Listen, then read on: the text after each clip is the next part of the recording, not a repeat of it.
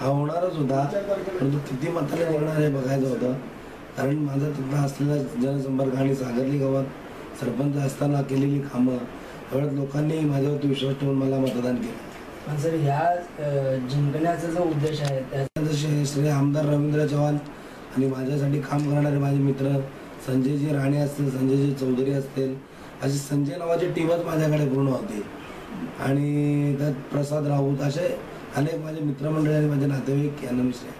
हो, नक्कीच विकासाचं मॉडेल घेऊनच आम्ही जनतेसमोर गेलो आणि जनतेने त्याचबद्दल आम्हाला खूप प्रतिसाद दिला. मल्टी स्पेशल हॉस्पिटल असतील, ग्रोथ सेंटर असतील, अशा अनेक विकासाचे मुद्दे होते त्याच्यामध्ये. आता मी वॉर्डातले लाईटची व्यवस्था व्यवस्थित करणार, त्यानंतर पूर्ण रस्ते काँक्रीटचे करणार आणि रुंद रस्ते करणार.